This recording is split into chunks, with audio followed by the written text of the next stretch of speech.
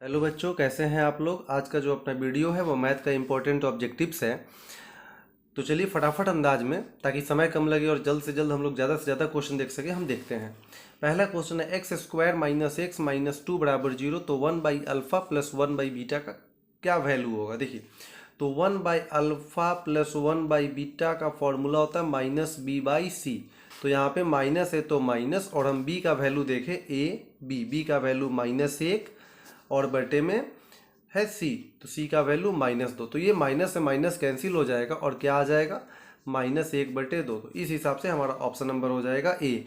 दूसरा, दो परिमेय संख्याओं के बीच कितनी परिमेय संख्या होती है, तो दो परिमेय संख्याओं के बीच अनगिनत परिमेय संख्या। तीसरा, समांतर चतुर्भुज की सभी भुजा वृत्त को स्पर्श करे तो वह क्या होगा, तो वो होगा समचतुर्भुज। चार, निश्चित घटना की प्रायिकता क्या है। निश्चित घटना की प्रायिकता 1 होती है और असंभव घटना की पूछा जाए तो 0। पांचवा नंबर, हमें इस प्रश्न का पूछा जा रहा है माध्यक। देखो, माध्यक जब भी पूछा जाए तो सबसे पहले हमें करना क्या है, इसे बढ़ते क्रम में सजाना है। ठीक है, हमारे पास यहाँ जो अंक है हमें इसे बढ़ते क्रम में सजाना है। तो जब हम इसे बढ़ते क्रम में सजाएंगे तो देखो, सबसे छोटा 3 है, 3 के बाद 5, इस प्रकार क्रमशः आप इसे बढ़ते क्रम में जब सजाओगे तो यहाँ 8 अंक हैं। और 8 अंक हैं तो माध्यक तो बीच वाला मान होता है। हम 4 अंकों को सजाएंगे तो कुछ बचेगा नहीं, तो 3 अंक इधर ले लिया, 3 अंक उधर ले लिया, बीच में कितने अंक बच जाएंगे, 2। तो बीच में जब भी 2 अंक बच जाए तो आप दोनों को जोड़ो और 2 से भाग दे दो। तो 7 में 8 जोड़ोगे 15, 15 में 2 से भाग दोगे तो 7.5। तो इस प्रकार से हमारा ऑप्शन कौन सा हो जाएगा, यहाँ पे हमारा ऑप्शन नंबर हो जाएगा बी। 6 नंबर, एक बहुपद दिया हुआ है, इसके शून्यकों का योग क्या होगा। तो बच्चों, आप जानते हो शून्यकों के योग का फॉर्मूला होता है, शून्यकों के योग का फॉर्मूला होता है -b/a। ठीक है, तो माइनस है तो माइनस, हमें देखना है b के जगह पे क्या है। देखो b के जगह पे -11 बटे में a के जगह पे है 6, तो यहाँ पे ये माइनस माइनस प्लस 11/6, ये अपना आंसर हो जाएगा। तो ऑप्शन नंबर आपका हो जाएगा कौन सा, सी ऑप्शन हो जाएगा। 7वां, यहाँ पे हमें 2 समीकरण दिए हुए हैं और हमसे इनका हल पूछा जा रहा है, कितने हल होंगे। तो देखो, तो एग्जाम में हम a1/a2 पे नहीं जाएंगे, हम सीधे फटाफट अंदाज में अपना ऑब्जेक्टिव कर लेंगे। जैसे हमारा समीकरण है 2x + 3y = 5 और 4x + 6y = 15। तो देखो, 2 दूना 4, 3 दूना 6, 5 तिया 15। मतलब कि यहाँ पे शुरू में आप देख रहे हो कि दोनों बराबर है लेकिन लास्ट वाला बराबर नहीं है। तो जब शुरू में दोनों बराबर हो और लास्ट वाला बराबर नहीं हो तो इसे हम असंगत कहते हैं और इसके एक भी हल नहीं होते हैं। तो हमारा ऑप्शन हो जाएगा डी, कोई हल नहीं। 8वां, जब समीकरण युग्म असंगत हो, जैसा कि अभी आपने देखा है, तो निरूपित रेखाएं होंगी। तो असंगत हो तो उसका कोई हल होगा नहीं, और जो रेखाएं होंगी, ग्राफ जो होगा वो समांतर होगा। किसी वृत्त पर कितनी स्पर्श रेखाएं खींची जा सकती है। तो बच्चों, किसी वृत्त पर अनगिनत स्पर्श रेखाएं खींची जा सकती हैं, और यदि ये पूछा जाए बाहरी बिंदु से तब जाके आपका आंसर 2 हो जाएगा। 10, ये जो समीकरण दिया हुआ है, आपसे अल्फा प्लस बीटा का वैल्यू पूछा जा रहा है। तो देखो, ए के जगह पे ए है और बी के जगह पे बी है, तो अल्फा प्लस बीटा का जो फॉर्मूला होता है वो होता है -b/a, -b/a। आपका ऑप्शन नंबर ए हो जाएगा। ठीक है, क्योंकि यहाँ पे हमें सी से कोई लेना देना नहीं है।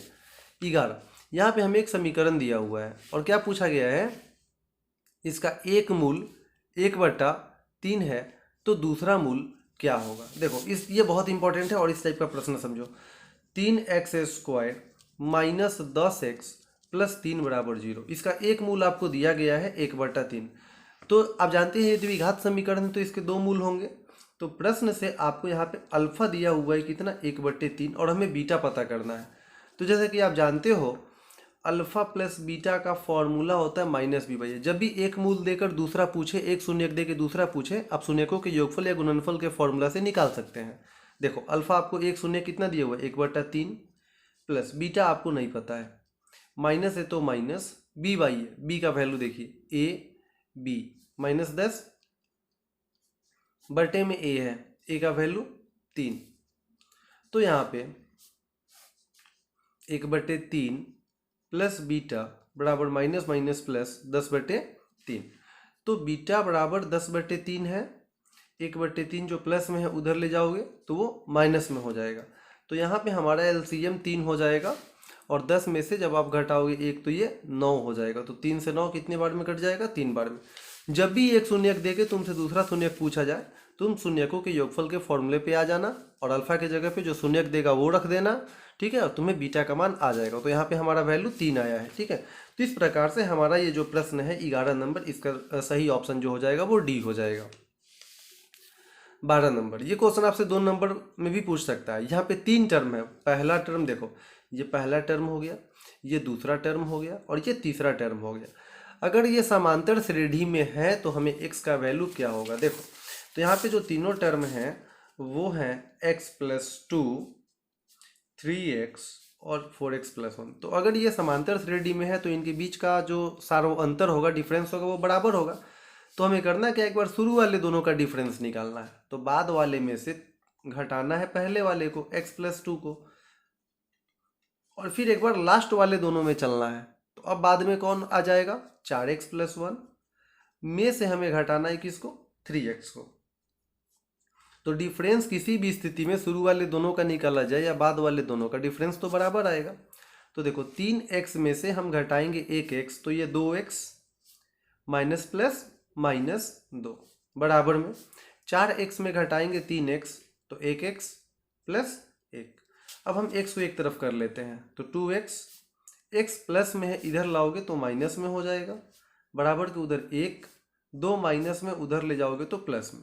तो 2x में घटाओगे 1x, तो 1x बराबर 1 + 2 3। तो हमारा राइट आंसर x बराबर 3। तो यहाँ पे हमें ऑप्शन देख लेना है, तो हमारा ऑप्शन नंबर हो जाएगा सी। 13 नंबर, ये जो समीकरण है हमें इसके मूलों का योग और गुणनफल का अनुपात पूछ रहा है। देखो, पहले अनुपात मतलब बटा, पहले योगफल फिर गुणनफल। तो योगफल का फॉर्मूला क्या होता है?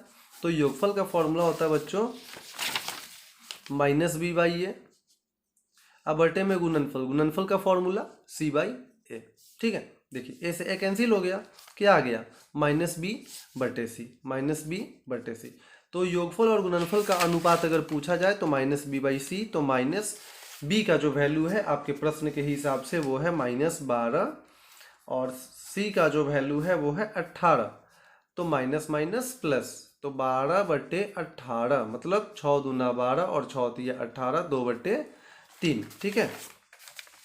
तो यहाँ पे जब हम a की जगह पे 7, b की जगह पे -12, c की जगह पे 18 है, तो -b/c की जब हम सेट करेंगे इसको, तो हमारा जो आंसर आएगा वो 2/3 आएगा। तो इस हिसाब से हमारा 2/3 ऑप्शन नंबर डी है, 2:3।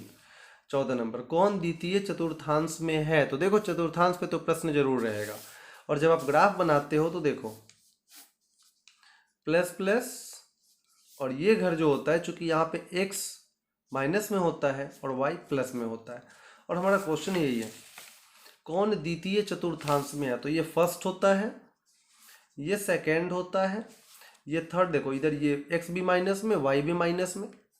इस वाले घर में हमारा जो x है वो प्लस में है, लेकिन y जो है वो माइनस में है।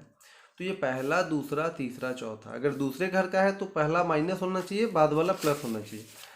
तो यहाँ पे इस हिसाब से हमारा ऑप्शन बी हो जाएगा, पहला माइनस बाद में प्लस, ठीक है। तो इस तरह से हमारा ये कंप्लीट हुआ। चलिए अगला प्रश्न देखते हैं। 9, 3 एवं 15, 11 के बीच की दूरी क्या होगी? तो बच्चों जब भी हमसे दूरी पूछा जाए तो देखो दूरी किसके बीच का है? 9, 3 और 15, 11 के बीच की दूरी पूछा जाए तो दूरी होता है किस चीज़ में? रूट में। और देखो दूरी बताने के लिए करना क्या, सिंपल सा, तुम्हें पहले वाले में पहले वाले को घटा लेना है। तो 9 में से तुम 15 घटाओगे का स्क्वायर प्लस, और फिर बाद में से बाद को, तो 3 में से तुम घटाओगे 11 को का होल स्क्वायर। तो 9 में जब तुम घटाओगे 15 तो -6 का होल स्क्वायर प्लस 3 में घटाओगे 11 तो -8 का होल स्क्वायर। तो बच्चों 6 का स्क्वायर 36, 8 का स्क्वायर 64, 36 में 64 जोड़ोगे तो तुम्हें आएगा 100 और 100 का वर्गमूल हो जाएगा 10। तो इस प्रकार से आपका यह ऑप्शन हो जाएगा बी। 16 नंबर, देखो यहाँ पे इस टाइप का जब प्रश्न मिले तो 11 और 79 जोड़ोगे 79, तो आपको 80 आएगा। तो जब भी बटा में जोड़ने पे ये दोनों 80 आए ना, तो इसका आंसर आपको 1 कर देना है, ठीक है। 17, द्विघात बहुपद बताना है जिसके शून्यकों का योग -4 तथा गुणनफल -5 है। देखो तो द्विघात बहुपद का क्या फॉर्मूला होता है, तो द्विघात बहुपद का यहाँ पे जो फॉर्मूला होता है वो होता है x² minus alpha plus beta into x plus alpha beta. इस पर सवाल पूछना ही पूछना है, आप फॉर्मूला ध्यान में रखेंगे। तो x² है तो x² माइनस में अल्फा प्लस बीटा मतलब योगफल। तो देखो योगफल कितना दिया हुआ है -4, यहाँ बाहर में x है तो x प्लस अल्फा बीटा मतलब गुणनफल। गुणनफल कितना दिया हुआ है -5। तो यहाँ पे x² माइनस माइनस प्लस 4 में x से गुना करेंगे 4x प्लस माइनस -5। तो x² प्लस 4x -5। तो इस हिसाब से हमारा ऑप्शन जो है वो है B option, x² plus 4x -5। ठीक है। 18 एक AP दिया हुआ है और इसका हमसे 12वां पद पूछा जा रहा है। तो देखो a का वैल्यू कितना है, यहाँ पे a का वैल्यू है 5, a का वैल्यू है 5, डिफरेंस 3 का है। वो चलते चलते गया है और आपसे 12वां पद पूछ रहा है, मतलब n बराबर 12। अगर ऑब्जेक्टिव बना रहे तो सिंपल सा ट्रिक बता देता हूँ।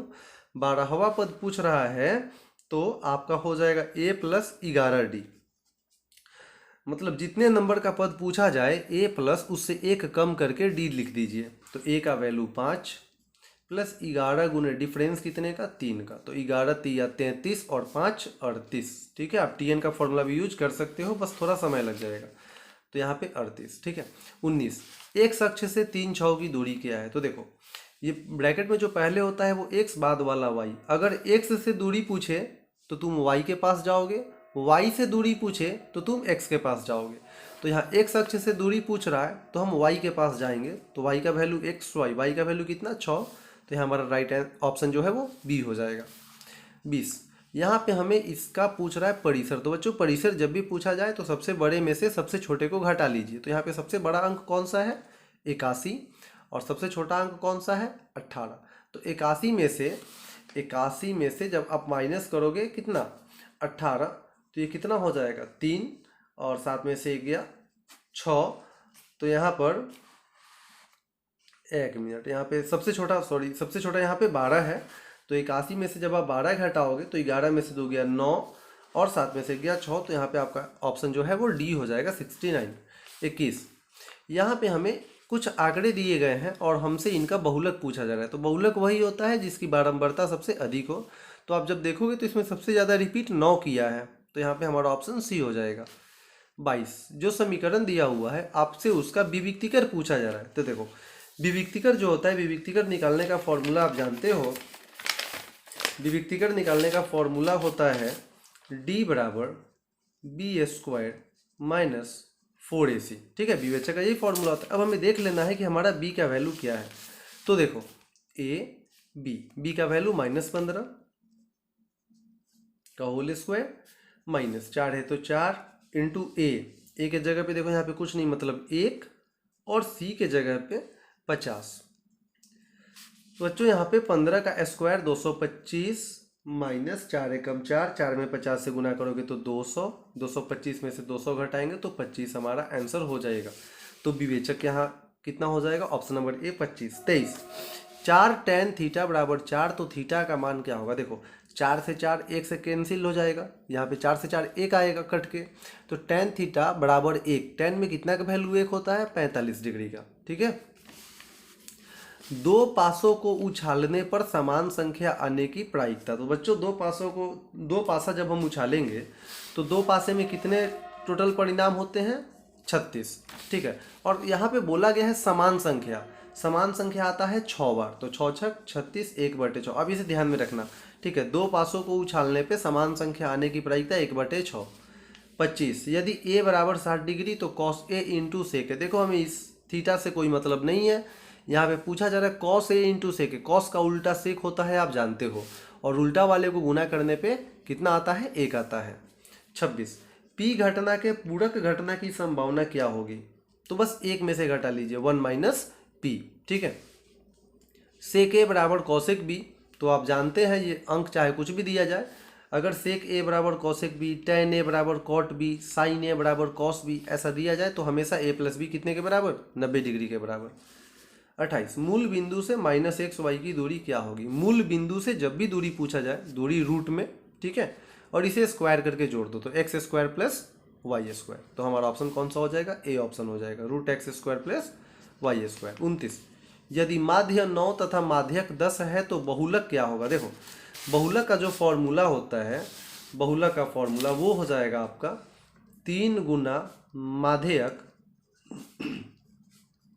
माइनस 2 गुना माध्य, ये बहुलक का फॉर्मूला होता है। ठीक है, तो 3 गुना, हमें देख लेना है माध्यक और माध्य क्या दिया हुआ है। तो यहाँ माध्य 9 दिया हुआ है और माध्यक 10 दिया हुआ है। तो माध्यक है 10 माइनस 2 है तो 2 गुना माध्य 9 है। 3 में 10 से गुना करोगे 30 माइनस 2 में 9 से गुना करेंगे 18 और 30 में से 18 जाएगा तो ये 12।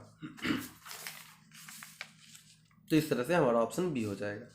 30, 9 sec square theta minus 9 tan square theta का वैल्यू क्या होगा। तो देखो 9 9 है तो हमारा राइट आंसर यहाँ पे 9 हो जाएगा। ठीक, हाँ लेकिन तुम्हें ध्यान देने वाली बात यह है कि sec square minus tan square रहे तो यहाँ 9 है, लेकिन अगर यही पहले रहता 9 tan square minus 9 sec square तब यहाँ पे हो जाता -9। 31, 6 5 और 4 माइनस 3 का मध्य बिंदु क्या है। तो देखो मध्य बिंदु के लिए तुम्हें करना क्या है, पहले वाले में पहले वाले को जोड़ के आधा करना है। तो 6 में जोड़ेंगे 4 तो 10, 10 का आधा 5। तो हमारा ये ऑप्शन तो पहले ही गलत हो गया, ये गलत हो गया क्योंकि यहाँ पे -5 दिया हुआ है। इसमें शुरू में 5 है, इसमें 5 है, इसमें 2 है, ये ऑप्शन गलत हो गया। अब इन दोनों के लिए सोचना है। चलो अब बाद में आ जाओ, यहाँ क्या है बाद में 5 और यहाँ क्या है -3। तो 5 में प्लस माइनस तो माइनस होगा, 5 में जब तुम घटाओगे 3 तो 2 और 2 में 2 से भाग दोगे या 2 का आधा कितना 1।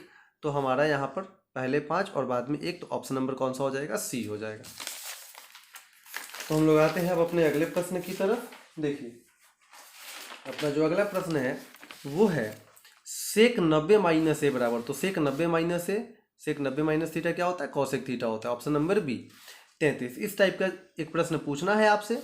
यहाँ पे कुछ आंकड़े दिए हुए हैं और उनका माध्य 6 दिया हुआ है। ठीक है, आपसे एक्स पूछा जा रहा है। तो देखो हमें करना क्या है, हमें देखना है कि हमें टोटल कितने अंक दिए हुए हैं। 1 2 3 4 5, 5 अंक है, उसमें माध्य से गुना करो। माध्य 6 दिया हुआ है तो 5 छक 30, ठीक है ना, 30 होना चाहिए। अब इन सबको तुम जोड़ लो, 3 4 7, 7 5 12, 12 में 17 जोड़ेंगे तो 29 और हमें 30 लाना है। तो कितना और जोड़ना पड़ेगा, तो अगर हम x की जगह पे 1 रख देंगे तो 29 1 30 हो जाएगा। तो यहाँ पे x का वैल्यू 1 हो जाएगा। यदि दो त्रिभुजों के क्षेत्रफल का अनुपात 4:9 है तो भुजाओं का अनुपात क्या होगा। बच्चों अगर किसी का अनुपात देके क्षेत्रफल पूछा जाता तो हम स्क्वायर कर देते हैं, लेकिन क्षेत्रफल का अनुपात देके कुछ भी पूछे वर्गमूल कर दो।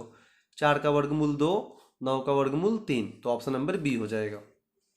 35, यहाँ पे 3 शीर्ष दिए हुए हैं जो कि हैं 0 1 0 5 3 4 और हमसे यहाँ त्रिभुज का क्षेत्रफल पूछा जा रहा है। तो त्रिभुज का क्षेत्रफल हम यहाँ फॉर्मूला पे नहीं जाएंगे, हम ट्रिक पे जाएंगे। हमें सबको 0 0 करना है। देखो 0 1 प्लस में है तो इसे हम माइनस में कर देंगे। तो 0 - 1 आया, हम सब में वही लिखेंगे 0 - 1 0 - 1। देखिए अब ये जो हो जाएगा ये क्या हो जाएगा 0 और 1 में घटाओगे 1 तो 0 0 0 हो गया। इसमें देखो 0 5 में घटाओगे 1 4, 3 में घटाओगे 0 3 और 4 में घटाओगे 1 तो 3। अब देखो ये तो 0 0 है, आपको इन दोनों टर्म में क्या करना है कि इसको और इसको बाहर वाले गुना करना है। तो 0 में 3 से गुना करोगे तो 0 हो जाएगा और घटाना है इसको और इसको गुना करके। 4 में 3 से गुना करोगे 12/2, आगे 0 का कोई वैल्यू नहीं होगा तो -12/2, 2 छक 12, कितना -6। चूँकि त्रिभुज का क्षेत्रफल कभी माइनस में होता नहीं है तो हम यहाँ पे मॉड लगाएंगे तो ये हो जाएगा 6। ठीक है, तो इस हिसाब से हमारा जो राइट आंसर हो जाएगा वो ऑप्शन नंबर सी हो जाएगा। 36, tan a + c/2 क्या होगा। तो tan 90 minus theta cot theta होता है और a और c है तो उधर b हो जाएगा, तो हमारा cot b/2 हो जाएगा। 37, कौन बहुपद नहीं है। बहुपद कभी रूट में नहीं होता है। देखिए अगर x कभी रूट में नहीं रहे, बटा में नहीं रहे, तभी वो बहुपद होगा। यहाँ पूछता है कौन बहुपद नहीं है, तो हम देख रहे हैं ऑप्शन नंबर सी में x बटा के नीचे है, तो बटा के नीचे है तो ये बहुपद नहीं होगा। 38, ध्यान में रखिएगा अगर a1/a2 और b1/b2 शुरू में ही बराबर नहीं हो, ग्राफ पूछा जाए तो प्रतिच्छेदी, हलों की संख्या 1, अगर शुरू में मिल के हो लास्ट में बराबर नहीं हो तो इसका ग्राफ समांतर होता है, हलों की संख्या एक भी नहीं। अगर आप सभी आपस में बराबर हो तो इनके ग्राफ समपाती होते हैं और हलों की संख्या अनगिनत। ठीक है, तो जब भी आपसे ग्राफ पूछा जाए, हलों की संख्या पूछी जाए, आप इस कंडीशन को देख लेंगे कौन सा कंडीशन आ रहा है। 38 9 cot square theta minus 9 cosec square theta क्या होता है। अब देखो बच्चे यहाँ पे गलती करते हैं।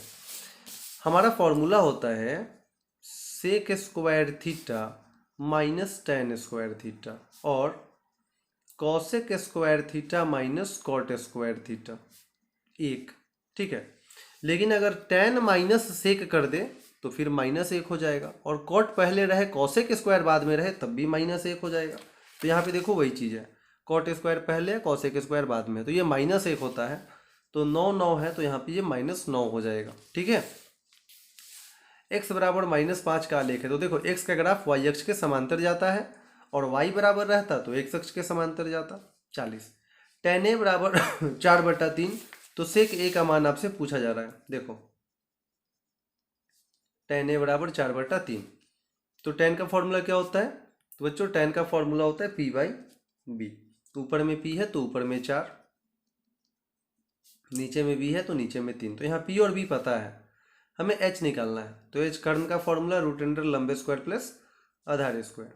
तो p का वैल्यू 4, 4 का स्क्वायर, b का वैल्यू 3, 3 का स्क्वायर, 4 का स्क्वायर 16, 3 का स्क्वायर 9, 16 में जोड़ोगे 9 तो ये आपको आएगा 25 और 25 का वर्गमूल 5। ठीक है, तो हमसे पूछा क्या जा रहा है, हमसे पूछा जा रहा है सेक a का वैल्यू। तो बच्चों सेक किसका उल्टा होता है, सेक कॉस का उल्टा होता है। देखो यहाँ पे sine theta cos theta tan theta, formula Pappu बेटा पप्पू हेलो हेलो बोलो। तो कॉस का उल्टा सेक होता है, तो कॉस b/h है तो ये h/b होगा। ऊपर में h है, h का वैल्यू 5 और नीचे b है तो b का वैल्यू 3। तो हमारे यहाँ पे जो आंसर होगा वो 5/3 होगा, और उस हिसाब से आपका ऑप्शन जो है वो डी ऑप्शन है 5/3।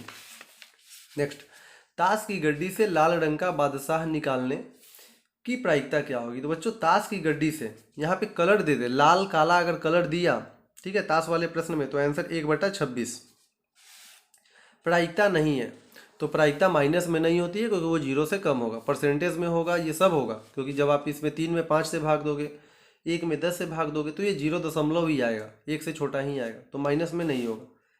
3 सिक्कों को उछालने पर संभव परिणाम। तो बच्चों एक सिक्का में 2 संभावना होते हैं, तो 3 सिक्का को उछालने पे तो 2 को 3 बार गुना कर दो, तो 2 दूना 4, 4 दूना 8 हो जाएंगे। ठीक है, 44 नंबर 0.32। यहाँ पे देखो रेकरिंग केवल 2 पे है, 3 पे नहीं है। तो दशमलव बाद अगर 2 अंक हो, एक पे रेकरिंग हो और एक पे नहीं हो, तो बटा में 90। तो 90 वाला ऑप्शन ढूंढ लो कौन सा है, ऑप्शन नंबर बी। तो ये ऑप्शन नंबर बी हो जाएगा। ठीक है, और दोनों पे रेकरिंग रहता तो 99 वाला खोज लेते तो ऑप्शन नंबर सी हो जाता। ठीक है, तो चलिए अच्छे से समझ गए होंगे आप। 45 टेन में सब है और गुना में है तो हमारा मान कितना होगा, तो हमारा मान 1 होगा। ठीक है, 46 में फिगर के हिसाब से पी क्यू कितना है, पी क्यू है 4, तो बी सी का वैल्यू पूछ रहा है। देखो तो पी क्यू का दुगुना बी सी होता है, तो 4 ये 4 है तो ये 8 हो जाएगा, ऑप्शन नंबर सी हो जाएगा। एक साथ 2 सिक्कों को उछालने पर कम से कम, देखो अगर कम से कम शब्द आ गया तो हमारा आंसर 3/4 हो जाएगा। ठीक है, 2 सिक्का को उछाला जाए, कम से कम आ जाए तो आंसर 3/4। फिर इतना याद रखना। यदि समबाहु त्रिभुज की भुजा 2a हो तो शीर्ष लंब क्या होगी। बच्चों समबाहु त्रिभुज के शीर्ष लंब अर्थात ऊंचाई का फॉर्मूला होता है √3/2 गुने भुजा। तो √3/2 गुने भुजा 2a दिया हुआ है, तो 2 से 2 कटाओ तो √3a, तो आपका ऑप्शन नंबर हो जाएगा बी √3a। 0 और 50 के बीच की विषम संख्या। तो 0 और 50 के बीच में कितनी विषम संख्याएं होती हैं, 25। ये कॉस में है, अगर कॉस में ऐसे गुना में रहे ना तो हमारा आंसर 0 हो जाएगा, टेन में रहे तो 1 हो जाएगा। अपरिमेय नहीं है, तो देखो ये अपरिमेय है, ये भी अपरिमेय है क्योंकि इसका वर्गमूल नहीं होगा, ये भी है, लेकिन 64 का वर्गमूल 8, 81 का 9, ये बाहर आ जाएंगे, तो ये अपरिमेय नहीं है, ऑप्शन नंबर ए। के किस मान के लिए अनंत हल हैं। तो बच्चों यहाँ पे जो क्वेश्चन है, क्वेश्चन आपका ये है 2x + ky = 4, 3x + 6y बराबर 2। और हमसे पूछा जा रहा है अनंत हल। अनंत हल कब होते हैं? जब सभी आपस में बराबर होते हैं। ठीक है, तो जब a1/a2 सेट करोगे तुम तो देखो a1 2 है, a2 3 है, b1 k है, b2 6 है, c1 4 है, c2 2 है। तो हम लिखते सब है चलते शुरू वाले दोनों से है। तो शुरू वाले दोनों से जब तुम चलोगे तो 3 में k से गुना करोगे तो ये 3k हो जाएगा, और बराबर में 2 में 6 से गुना करोगे तो ये 12 हो जाएगा। तो 3 से जब हम कटाएंगे इसको तो ये 4 आ जाएगा। तो k बराबर हमारा कितना आ गया? 4 आ गया। तो इस हिसाब से हमारा जो ऑप्शन हो जाएगा वो ऑप्शन नंबर डी हो जाएगा। 53 में देखो इस टाइप का जब प्रश्न मिले तो ऊपर में क्या है? कॉट स्क्वायर है, तो हमारा आंसर हो जाएगा कॉट स्क्वायर है। और अगर ये ऊपर में रहता, ये नीचे रहता, तो ऊपर टेन स्क्वायर है जाता, तो हमारा आंसर टेन स्क्वायर हो जाता। लगातार संख्याओं का योगफल जो होता है वो होता है n into N plus 1/2, option number C. दो लगातार संख्याओं का औसत बच्चों 1 होता है। ठीक है, 56 में अब देखो यहाँ पे ये 13 है, यहाँ पे ये 113 है, यहाँ पे ये 1113 है, ये बढ़ते जा रहा है। तो बढ़ते जा रहा है तो ये अपरिमेय हो जाएगा। यदि दो संख्याओं का लॉसा 125 और मौसा 25 है, उनमें एक संख्या 5 है, तो दूसरी संख्या क्या होगी? इस टाइप का जब भी प्रश्न पूछा जाए आपसे तो आपका फॉर्मूला होगा लॉसा गुने मौसा बराबर a गुने b। तो यहाँ पे लॉसा हमें कितना दिया जा रहा है? लॉसा हमें 125 दिया जा रहा है, मौसा हमें 25 दिया जा रहा है। ए माने पहली संख्या, एक संख्या कितना दिया जा रहा है? 5। हमसे दूसरी संख्या पूछा जा रहा है। कट जाएगा 5 से 25 कितने से? 5 से। और 125 में 5 से गुना करोगे तो 625। तो हमारी दूसरी संख्या जो हो जाएगी वो 625 हो जाएगी। तो ऑप्शन नंबर बी हो जाएगा। एक्स अक्ष का समीकरण, तो बच्चों एक्स अक्ष का समीकरण होता है y बराबर 0। तो ये अपना क्वेश्चन नंबर हो गया 58। ठीक है, क्वेश्चन नंबर 59। क्वेश्चन नंबर 59 है अपना बहुपद एक्स स्क्वायर माइनस 11 के शून्यक क्या होंगे? तो देखो एक्स स्क्वायर माइनस 11 शून्यक है तो शून्य के बराबर करेंगे। तो एक्स स्क्वायर 11 माइनस में उधर ले जाओगे प्लस में, तो x बराबर स्क्वायर उधर ले जाओगे तो रूट में, और रूट के आगे प्लस माइनस। मतलब इसका अर्थ ये हुआ कि पहले प्लस में रूट 11 फिर माइनस में रूट 11। तो इस हिसाब से हमारा ऑप्शन हो जाएगा सी, पहले प्लस में रूट 11 फिर माइनस में रूट 11। तो ऑप्शन नंबर सी हो जाएगा। अगर आप ऑप्शन बी के साथ जाओगे तो ये गलत हो जाएगा, क्योंकि पहले माइनस है बाद में प्लस है। 60 अभाज्य संख्या कौन है? तो यहाँ पे अभाज्य संख्या जो है हमारा वो है 41। इसमें किसी से भाग नहीं लगेगा। ठीक है, तो बच्चों इस तरह हम लोगों ने 60 ऑब्जेक्टिव देखा, और इस 60 टाइप पे आपको एग्जाम में प्रश्न मिलेंगे। ठीक है, और मैंने 65 क्वेश्चन का एक ऑब्जेक्टिव प्रिंट भी आपको दिया हुआ है, आप एग्जाम में जाने से पहले उसे भी जरूर देख लेंगे। ठीक है, तो बच्चों आपका एग्जाम काफ़ी बेहतर जाएगा, और एग्जाम हॉल में आपको काफ़ी शांति से रहना है, घबराना नहीं है। ठीक है, जितना भी आपको बताया गया है सब उसी से रहेंगे। ठीक है, तो इतना ही, अच्छे से आप एग्ज़ाम दीजिए। ठीक है, जय हिंद।